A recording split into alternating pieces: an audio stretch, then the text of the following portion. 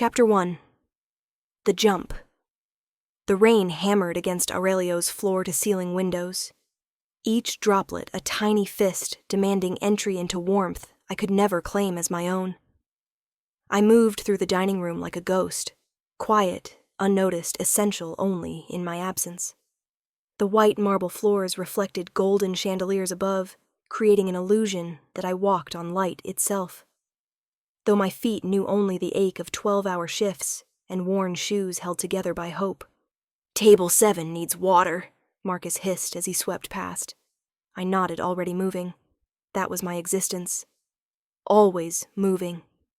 Always one step behind a world that never noticed me. The crystal pitcher felt heavy as I approached Table 7. Then I saw them. The booth in the far corner, the one reserved for people whose names appeared in newspapers. Never for good reasons, but always with respect threaded through fear. 3 men in suits that cost more than my yearly rent sat in shadow and cigarette smoke. No one would tell them to stop. No one would dare. But it wasn't the men that made my breath catch. It was the child. A boy, no more than 5, sat at the edge of the booth, small legs swinging with oblivious joy. Dark curls framed a cherubic face. In his hands he clutched a toy car, making soft vrooming sounds that somehow cut through the classical music. Something in that child's innocence made my chest tighten with longing so fierce it bordered on pain. I'd wanted that once, a child, a family, a life that meant something beyond counting tips. But Michael had taken that dream when he left. "Miss, Table 7? I blinked, forcing a smile, and poured water with hands that had learned steadiness through repetition rather than calm. As I turned to leave, I heard it. A crack. Sharp. Distinct. Then a scream. Sophie, another waitress, balanced a tray loaded with champagne flutes. Her heel caught on the carpet's edge, a small, traitorous fold housekeeping had missed. Time became syrup. Thick and slow. The tray tilted.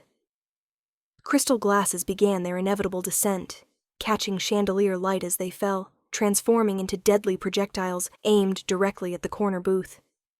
Directly at the child. The boy looked up, dark eyes wide, toy car frozen. He didn't understand. Didn't know to move. The men beside him were already in motion, but they were too far. Too slow. I didn't think. My body moved on instinct. 3 steps to cross the distance between invisible and unforgettable. I threw myself over the child, my body a shield of flesh and bone against the glittering cascade. His small form disappeared beneath me as I curled around him, my back to the storm. The first glass shattered against my shoulder blade, white-hot pain that stole my breath. Then another, and another. A percussion of breaking crystal and tearing fabric. I felt champagne soak through my uniform, mixing with something warmer. Blood. Mine.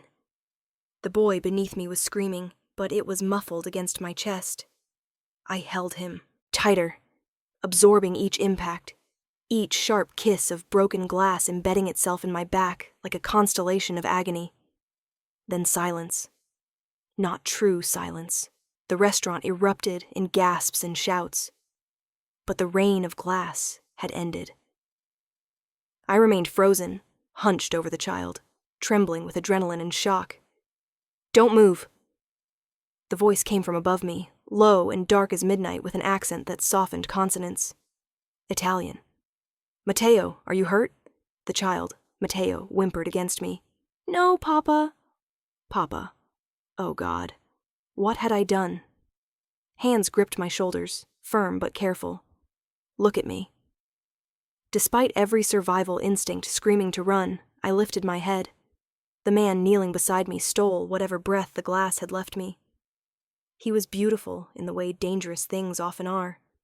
Sharp jaw shadowed with stubble, dark eyes that held unfathomable depths, and a scar tracing from his left eyebrow into his hairline. His midnight blue suit probably cost more than my car, but it was his eyes that trapped me. They should have been cold, calculating. Instead, they burned with something I couldn't name. Dangerously seen. "You're hurt," he said. Not a question. His gaze traveled over my face, down to where glass protruded from my shoulder. Something shifted in his expression. A flash of rage so profound it made the air crackle. "I'm fine," I whispered. "Is he? Is Mateo?" "You knew his name." Those dark eyes sharpened. "How?" "I heard you. I just heard—" "Papa, she saved me!" Mateo wriggled out from beneath me, small hands reaching for my face. "The glass was going to hit me, but she jumped." The man remained utterly still, his hand on my shoulder. Around us, the restaurant held its breath. "What's your name?" Not a request. "Elena," I managed. "Elena Santos." "Elena," he repeated it slowly, tasting each syllable. Somehow my name became something else entirely in his mouth, something precious and dangerous. "I am Dante Moretti." The name landed like a stone in water, ripples spreading outward.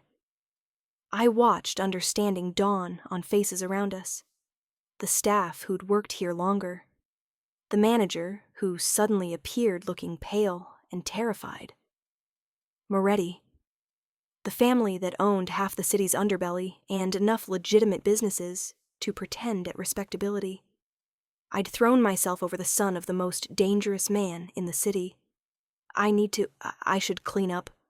You need a hospital. Dante's hand tightened on my shoulder, gentle but immovable. "Marco." He didn't raise his voice, but one of the men materialized instantly. "Call Dr. Russo. Tell him to meet us at the estate." "Sir, really, I can just go to the ER. You saved my son." He finally released my shoulder to stand, towering over me. "You threw yourself into harm's way for a child you don't know. Whatever you had before this moment, your plans, your debts, your life, it's changed now, Elena Santos." His eyes held mine, dark and inescapable. "I pay my debts, and this debt I will spend as long as necessary to repay." It should have sounded like gratitude. Instead, it sounded like a threat, or a promise, or something far more dangerous than both. Dante extended his hand to help me up, and I stared at it. Elegant fingers, a platinum watch, a single ring bearing a crest I didn't recognize. I knew that taking it would mean crossing a threshold I could never uncross. But what choice did I have? I'd already thrown myself into his world. I placed my trembling hand in his, and his fingers closed around mine with the finality of a door locking. Chapter 2. The estate, the leather seats of Dante's car smelled like money and danger. I sat rigid in the back, acutely aware of Mateo pressed against my uninjured side, his small hand clutching my uniform. Dante sat across from us, his body angled toward me with focus that made my skin prickle. "Does it hurt?" Mateo asked, voice small. "A little," I admitted, though a little was generous. "You're very brave," Mateo said, dark, eyes studying my face with disconcerting intensity. "Like the heroes in my books. Are you a hero?" "No, sweetheart. I'm just a waitress who has excellent instincts," Dante cut through my self-deprecation, "and poor self-preservation." His eyes hadn't left me since we'd entered the car. Most people would have looked away. Why didn't you? The question hung in the air, deceptively simple. I could feel the trap in it. "He's a child," I said quietly. "That's reason enough." Something flickered in Dante's expression. Surprise, perhaps, or recognition. "You have children of your own?" "No." The word came out harder than intended. "No children, no family, just me." "Just you," Dante repeated, making it sound less like loneliness and more like possibility. "No one will be worried about your absence tonight." The implications made my stomach twist. "Your rent is paid," Dante said, pulling out his phone and typing swiftly. "For the next year. Consider it the first installment on my debt. You can't, that's not irrelevant." He pocketed the phone. "You took glass meant for my son. There is no sum that adequately compensates that, but I will try. Your rent is handled. Your medical bills will never reach you. I'm being fired. You're being protected. Steel beneath smoothness. The incident tonight was no accident, Elena. Someone wanted to hurt my son. You put yourself between him and that harm. He leaned forward, which means whoever arranged this will now see you as either an accomplice or a witness. Both positions are dangerous. Fear, cold and sharp, cut through the pain. What are you saying? I'm saying your invisibility, that thing you've worn like armor, is gone. Everyone in that restaurant saw you save Mateo. By morning, everyone who matters will know your name. His jaw tightened. I cannot give you back your anonymity, but I can give you my protection. The question is whether you're smart enough to accept it. The car glided through gates, revealing a driveway lined with manicured hedges. The estate beyond looked like something from a magazine, modern architecture softened by Italian elements, all stone and glass. A fortress dressed as a home. I don't understand what's happening, I whispered. This morning, I woke up worried about tips and rent. Now I'm with someone who owes you everything, Dante finished quietly, and who pays his debts, Elena. Always. Chapter 3. Blood and Stitches. Inside, a woman in her 60s appeared, severe in black dress and pearls, eyes widening at the state of me. Dio mio, Dante, what? Mateo is fine, Agnes. This is Elena. She saved him. Dante guided me toward a hallway. Prepare the blue guest room. She'll be staying with us. What? No, I can't. What you have, Dante said, steering me into a room that looked like a luxury suite, is multiple lacerations and shock. What you need is medical care and rest. Argue with me tomorrow when you're not bleeding. He lowered me onto a massive bed, then stepped back to let Dr. Russo approach. But he didn't leave. I'll need to remove her shirt, the doctor said gently. I'll turn around, Dante said. But he didn't offer to leave. The doctor helped me ease the ruined uniform off. I heard his sharp intake of breath. 15 lacerations, 3 pieces of glass still lodged. She's lucky. Nothing hit anything vital, but she'll have scars. Make them as minimal as possible. Dante's voice was flat, but I heard rage beneath. Whatever you need, whatever specialists... This will hurt, the doctor warned me. I nodded, gripping the bed's edge.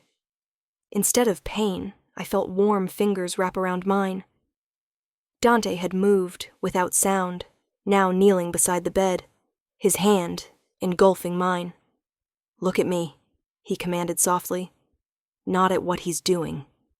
At me. I met his eyes, those dark, fathomless eyes, and tried to find something to anchor to as the doctor began his work. Tell me about yourself, Elena Santos, Dante said, thumb stroking circles on my hand, a distraction I desperately needed. Where are you from? Here, I gasped as the first piece of glass came free. Born in the city, East Side. My parents... I broke off, breathing hard. Your parents, he prompted, grip tightening. Dead. Car accident when I was 19. I've been on my own since. The words came easier than expected, pulled out by pain and those circling fingers. And before tonight, what did you want? His question was strange, intimate. I bit my lip as another shard emerged. I wanted to be someone who mattered, someone people remembered. Tears burned behind my eyes. Stupid, right? The girl who wanted to be invisible wanted to be seen. Not stupid, Dante said quietly. Universal. We all want to matter. We just go about it differently. I built an empire. You saved a child. Which do you think history will judge more kindly? The question was so unexpected I almost laughed. You're asking me to judge you? I'm asking you to see me. Really see me. Not the name or reputation. His eyes held mine. Because I see you, Elena. And I think I'm only beginning to understand what I've found. His words settled over my skin like a brand. All done, the doctor announced, applying bandages. Keep them clean and dry. Come back in a week. After he left, I sat on the bed in just my bra and uniform pants, bandages covering my back, feeling more exposed than I'd ever been. Dante crossed to a dresser, pulled out a silk shirt. Arms up. I can dress myself. Indulge me. He knelt, helping guide my arms into sleeves with devastating care. His fingers worked the buttons slowly, knuckles occasionally brushing my collarbone. Why are you doing this? I whispered. Why do you care so much? His hands stilled on the final button. He looked up at me, so close I could see gold flecks in his dark eyes. Because you jumped, he said simply, without hesitation, without knowing who we were, without calculating cost. Do you know how rare that is? True selflessness. His hand cupped my face. How could I not care about someone capable of that? I don't belong in this world. I don't know the rules. I'll disappoint you. You already exceeded every expectation by breathing. His thumb traced my cheekbone. Sleep now. Tomorrow we'll discuss your new reality. But tonight you're safe. I promise you that. Safe. As I watched him leave, I wondered if safety in Dante Moretti's world was just another word for captivity, and why the thought didn't terrify me as much as it should. Chapter 4. Morning. After I woke to sunlight and the sensation that my entire back had been set on fire, the clock read 10:47 a.m. I'd slept 13 hours. Panic hit. My shift at Aurelio's had started at 6. Then I remembered, no more Aurelio's, no more invisibility, no more normal. A soft knock. Miss Santos? May I come in? Agnes entered with a breakfast tray and news. Mr. Moretti asked me to bring you breakfast. Dr. Russo will be here this afternoon. She hesitated. He also asked me to show you the wardrobe he had delivered. Wardrobe? Agnes opened the closet, revealing thousands of dollars worth of clothing. Jeans, dresses, casual wear, all in my exact size. Shoes from sneakers to heels. When did he... Mr. Moretti is very efficient when properly motivated, Agnes said dryly. He's asked to see you when you're ready. No rush, he said. She almost smiled. Though he's been checking on you every hour since dawn. Mateo, too. The boy is quite taken with you. After she left, I sat stunned. Everything screamed at me to run. But Dante's words echoed. Someone wanted to hurt my son. You put yourself between him and that harm. If he was right, leaving might be the most dangerous thing I could do. I showered carefully, dressed in jeans and a sweater that fit perfectly. Agnes found me in the hallway. He's in his study, third door on the left. The study smelled like leather and expensive. Cigars. Dante sat behind a massive desk, phone pressed to his ear, speaking rapid Italian. The moment he saw me, he ended the call mid-sentence. Elena. He stood, circling the desk. How are you feeling? Like I was used as a pincushion, but alive. Thanks to your own resilience. He studied me with unnerving intensity. They fit well. You shouldn't have. He raised a hand. We've established I pay my debts. Sit. We need to talk about what happens now. I lowered myself carefully into a leather chair. You said last night wasn't an accident. It wasn't. Dante's jaw tightened. Sophie, the woman who dropped the glasses, received a phone call 30 minutes before her shift. She seemed distracted, nervous. Then the accident happened when my attention was divided. His jaw tightened. Someone paid her to create a distraction. The glasses were meant to cause chaos. What they didn't anticipate was you. Who would want to hurt a child? Many people want to hurt me. Mateo is simply the most effective way to do so. Weariness flickered in his eyes. Rivals who think killing my son would weaken my position? They're not wrong. And Sophie has been questioned, claims a man threatened her daughter. Dante's tone suggested that man's future would be brief. But that's not your concern. Your concern is understanding that by inserting yourself into this, you've become part of it. The people who orchestrated this know you interfered. They'll want to understand why a waitress would risk her life. Because it was the right thing to do. Not everything is a calculation. I know. His interruption was soft.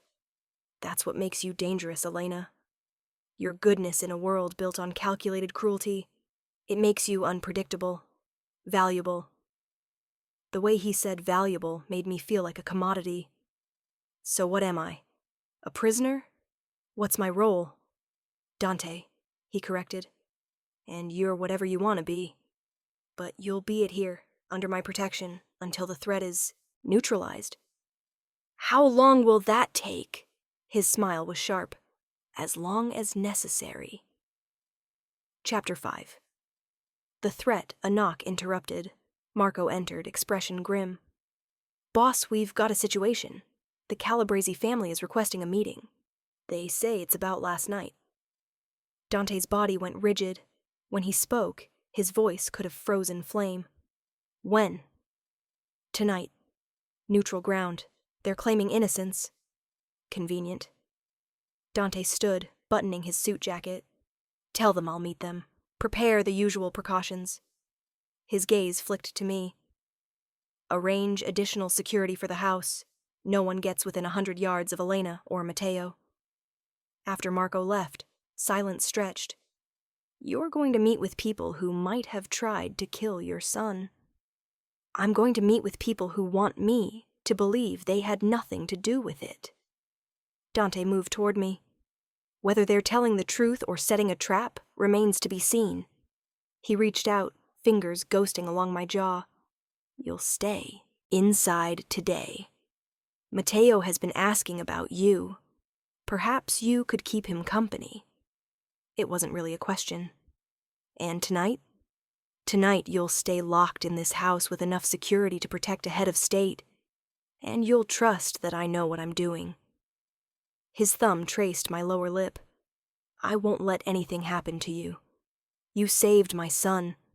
That makes you mine to protect. I'm not yours, I whispered. Not yet, Dante agreed. But you will be, Elena Santos. Whether you realize it yet or not, the moment you threw yourself over Matteo, you became mine. The only question is how long it takes you to stop fighting it. Then he was gone. Chapter 6. Matteo.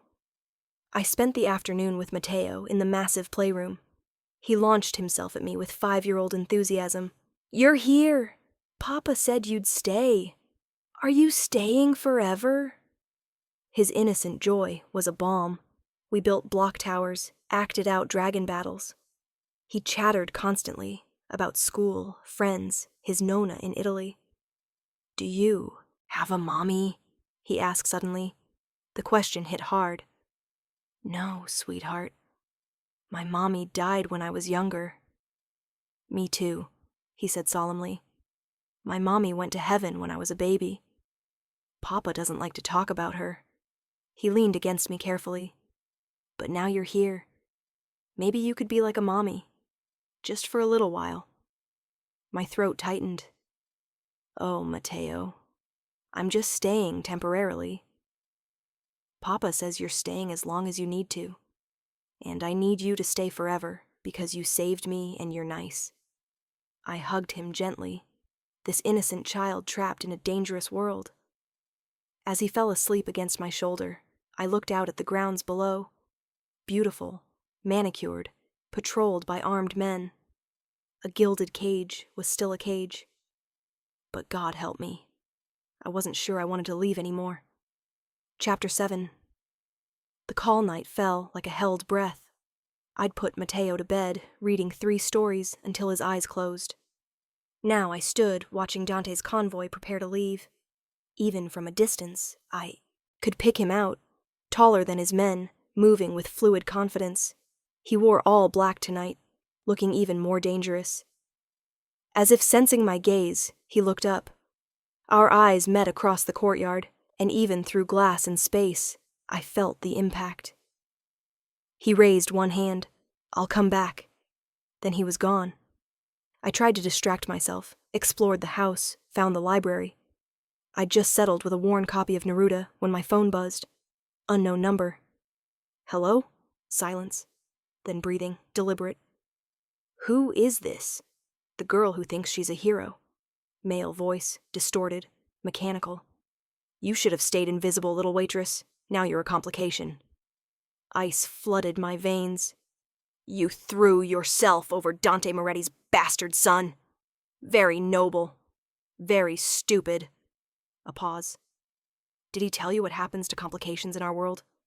They disappear, Elena Santos. They cease to exist. The line went dead. I sat frozen, Neruda forgotten. They knew my name. They had my number. They could reach me, even here. The door burst open. Marco, expression severe. Miss Santos, I need you to come with me. Now. What's wrong? Is Mateo... The boy is fine. We have a situation. Move. He led me through corridors, downstairs that descended into the earth. A panic room. The space looked like a command center. Monitors displaying security feeds, communication equipment, armed guards. What's happening? I demanded. Where's Dante? The meeting was an ambush, Marco said grimly. Not the Calabrese family. Someone using their name. His attention stayed on monitors. We've lost contact with the convoy. The world tilted. Lost contact? It means someone is making a play tonight and they're using you as bait. He looked at me. How did they get your number? I don't know. Someone called me 10 minutes ago. They knew my name, what I did for Mateo. Said I was a complication. Marco's jaw tightened. Your phone. Give it to me. I handed it over, watching him remove the battery. They were tracking you. Minutes stretched into eternities. I watched security feeds, gates, gardens, the driveway. Everything looked peaceful. Then, on one monitor, movement. Figures appeared at the property's edge. Then another. Moving with military precision. South perimeter breach, a guard reported. 4 hostiles, armed, advancing toward the main house. Where's Mateo? Safe room with Agnes, reinforced steel. They'd need explosives. They're not going for Mateo, Marco interrupted. They're coming here. They know where you are. How? Because someone on the inside told them. Marco's expression went arctic. We have a traitor. The lights cut out. Emergency lighting kicked in. Eerie red. Gunfire in the distance. Marco's hand was on my arm, dragging me toward another door. We're moving you. Stay close. Stay quiet. If I tell you to run, you run. The door opened onto a tunnel.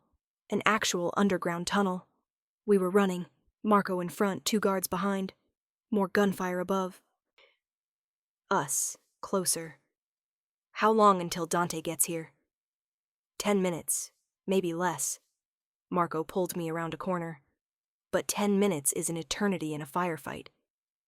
The door opened onto a garage filled with black armored vehicles. Marco pushed me toward an SUV, but before we could reach it, the far entrance exploded inward in a shower of concrete and steel. 3 men emerged from smoke, weapons raised.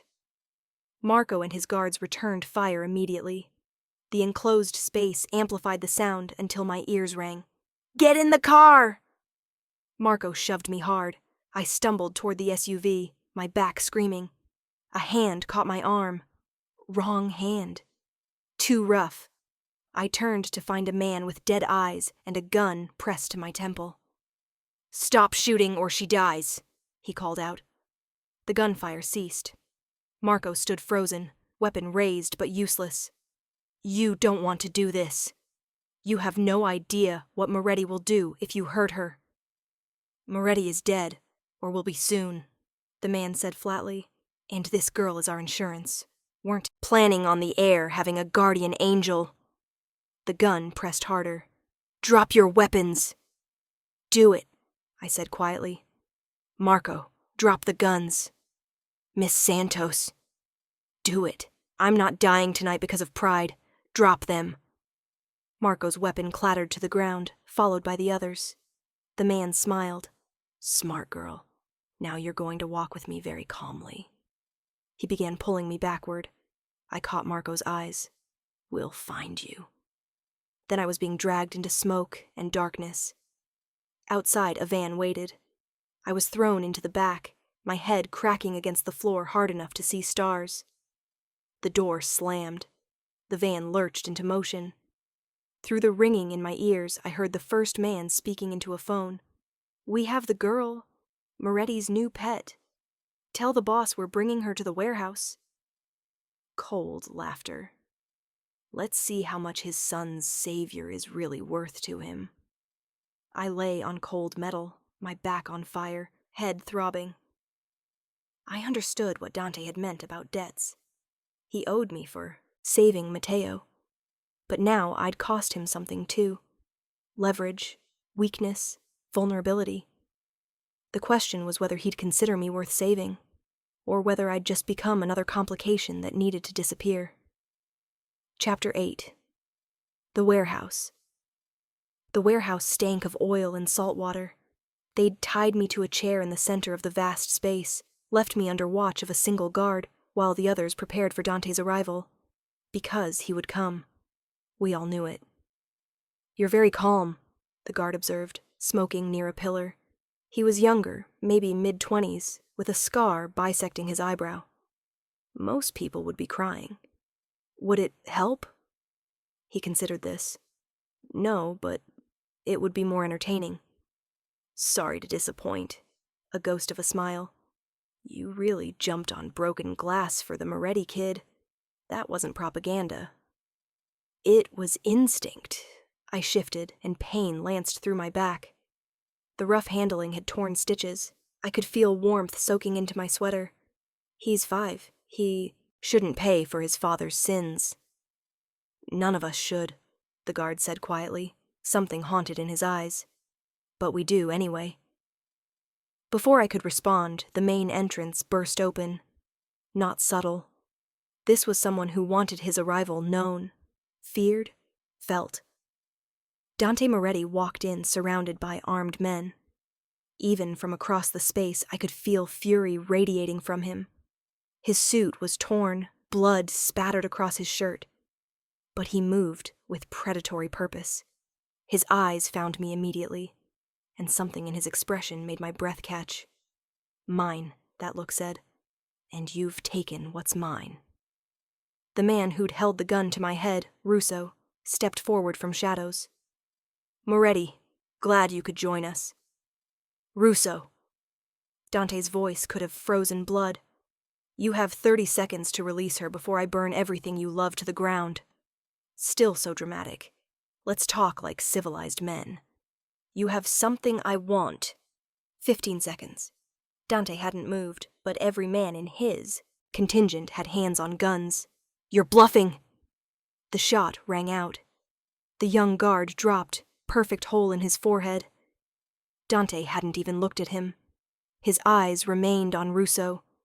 10 seconds. And that wasn't a warning. That was a demonstration. The warehouse erupted. Russo's men drew weapons. Dante's responded. I was in the center of a Mexican standoff. Russo backed toward me, using my chair as a shield. "You're insane. You'll kill her in the crossfire." "I'm a very good shot. Are you?" Dante's smile was terrible. "Because from where I'm standing, you're using a woman who saved my son as a bargaining chip, which means you've already signed your death warrant." "Boss!" one of Russo's men started, fear evident. Russo pressed his gun to my temple. "Everyone stands down, or I blow her brains out." Time crystallized. I could see calculations running behind Dante's eyes. Angles, trajectories, acceptable losses. Could see the moment he decided what I was worth. Everything. "You're not going to shoot her," Dante said, voice dropping to something almost conversational. "Because the moment you do, there's no mercy. I'll keep you alive for days, weeks. I'll make you watch as I dismantle everything you've built. Your daughter in Milan. Sophia, isn't it? I'll send her your screams. You're bluffing. Am I? Dante took a step forward. You've been in this business long enough to know my reputation. I don't make empty threats. So ask yourself, is the information you want worth more than everything you hold dear? I watched Russo's hand tremble. Stand down, Russo said, finally defeated. Weapons down. His men hesitated, then complied. Russo removed the gun from my head, stepped back. She's yours. Take her. Dante crossed the space in seconds, kneeling before me, working the ropes with surprising gentleness. Are you hurt? My back. Some stitches tore. But I'm okay. I know what they said. I know everything, Elena, and they'll pay for every moment of fear. The ropes fell away. He helped me stand, his arm supporting my weight. He turned back to Russo. You touched what's mine. In any other circumstance, that would mean your death. His voice dropped. You also had the intelligence to back down. That earns you a reprieve. You'll leave the city tonight. Everything you own here, mine now. Your family remains untouched because you released Elena unharmed. He stepped closer. If I ever see you again, I'll forget this mercy. Understood. Then get out of my sight. Russo and his men fled. The warehouse emptied except for Dante, his men, and me. Dante turned back, and I saw exhaustion now. You should have let Marco take you to the car. Probably, but I needed to see, to understand what I've become part of. And do you understand? His arms wrapped around me carefully. I understand that you're a man who keeps his promises, that you value loyalty above everything. I looked up at him, and that you consider me worth protecting, even though I don't understand why. Because you jumped, he said simply, hand cupping my face. Because when faced with a choice, you didn't hesitate. How could I not protect someone capable of that kind of courage? I'm not brave. I'm terrified of you, of this world, of what it means that I don't want to leave anymore. Brave and terrified aren't mutually exclusive. His thumb traced my cheekbone. You can still leave. I'll set you up somewhere safe. New identity, money. You don't have to stay. The offer was genuine, but the thought of leaving felt like suffocation. What if I want to stay? Not because I'm trapped, but because for the first time, I feel like I matter. Want me? He finished, hope in his voice, raw and unexpected. Because I want you, Elena. I've wanted you from the moment you threw yourself onto that glass. You've become essential to me. But I need you to be sure. This world isn't kind. Once you're in, there's no going back. I thought of my studio apartment, shifts at Aurelio's, a life measured in tips and invisibility. Then I thought of Matteo's hand in mine, Dante's fierce protection, feeling valued, seen, necessary. I'm sure. I choose this. I choose you. Chapter 8. The warehouse. Conclusion. I'm sure. I choose this. I choose you. Dante's expression transformed, relief and possession, and something deeper flooding his features. Then you're mine, Elena Santos, completely. And I take care of what's mine. He kissed me then, there in the warehouse, surrounded by his men and echoes of violence. It tasted like promises written in blood and glass, tasted like a future I'd never imagined wanting, but now couldn't live without. When he pulled back, his forehead rested against mine. Let's go home. Home. Not his house, but home. As if I'd always belonged there. As Dante helped me to the car, his arm secure around my waist, I looked back at the warehouse one last time. This was where Elena Santos, the invisible waitress, had died. And where someone new, someone who mattered, who belonged, who'd been claimed by a man powerful enough to reshape the world, had been born. The transformation had cost me blood and fear and every shred of safety I'd once clung to.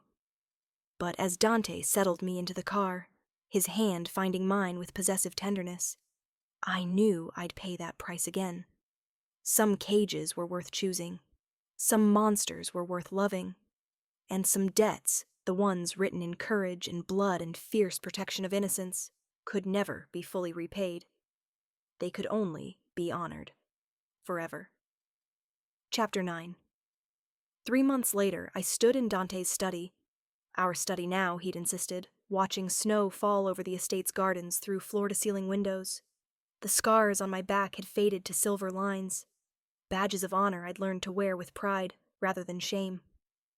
Matteo's laughter echoed from somewhere in the house, probably the kitchen where Agnes was teaching him to make cookies like Nona's.